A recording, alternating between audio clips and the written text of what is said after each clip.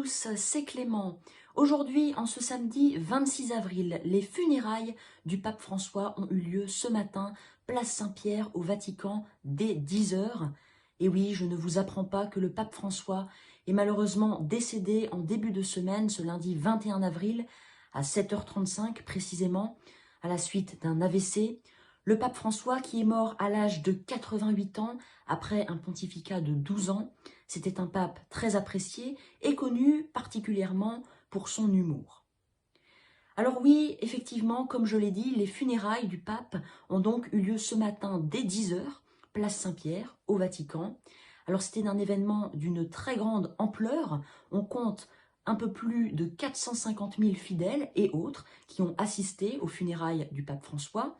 Il y avait également plus de 160 délégations officielles. Parmi elles, nous comptons 54 chefs d'État, dont on peut citer bien évidemment le président américain, Donald Trump, mais aussi le président ukrainien, Volodymyr Zelensky, et notre président, Emmanuel Macron, accompagné de sa femme, Brigitte Macron, et puis également dans la délégation française, 2 ministres français qui étaient présents, Jean-Noël Barrot, le ministre des Affaires étrangères, mais aussi Bruno Retailleau, le ministre de l'Intérieur.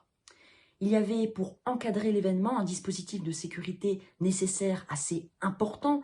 Donc il y avait un peu plus de 2000 policiers qui encadraient cet événement.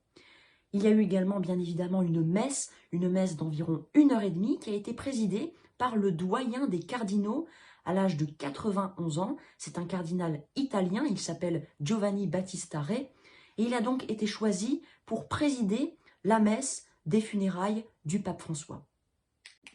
Le cercueil du pape a ensuite été transporté à bord de la Papamobile, dans un cortège très sécurisé, jusque la chapelle Sainte-Marie-Majeure, située dans le centre de Rome. Le pape, qui voulait être enterré dans une totale simplicité, il aimait la simplicité, on l'a remarqué. Son cercueil était très simple, sans décoration particulière, et était même posé à même le sol lors de la cérémonie. Et ensuite, il a été inhumé en privé, donc l'inhumation était totalement privée. Les caméras des médias n'ont pas pu filmer, n'ont pas pu avoir d'image de cette inhumation. Alors maintenant, après les funérailles, après la mort du pape François, vous vous demandez sans doute quelle suite, que se passera-t-il après? Eh bien évidemment, les cardinaux vont élire prochainement un nouveau pape. Alors actuellement, dans le monde, il y a 252 cardinaux. Parmi eux, il y a 135 cardinaux électeurs, et donc les autres cardinaux ne sont pas électeurs. Alors quelle est la différence? Les cardinaux électeurs sont des cardinaux qui ont le droit d'élire le prochain pape, et les cardinaux non électeurs n'éliront pas le prochain pape. Alors ça, c'est une règle qui est assez récente, et en fait, il n'est simplement question que d'âge.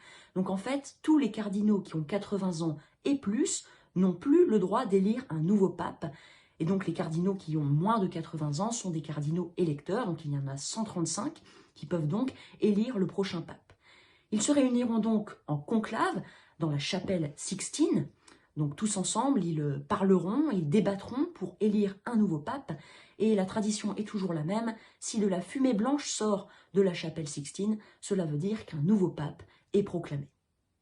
Alors voilà, j'espère que vous avez pu en apprendre plus sur les funérailles du pape, sur sa mort et sur ce qui arrivera ensuite, sachant que le conclave normalement doit se tenir entre 15 et 20 jours après le décès du pape. Donc pour l'instant, la date officielle, la date précise n'a pas encore été communiquée, elle n'est pas encore connue, mais nous la saurons prochainement.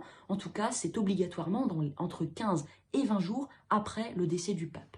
Donc j'espère que maintenant vous en savez plus, que vous avez aimé cette vidéo, et bien sûr je continuerai de vous tenir au courant. Alors je vous dis à bientôt.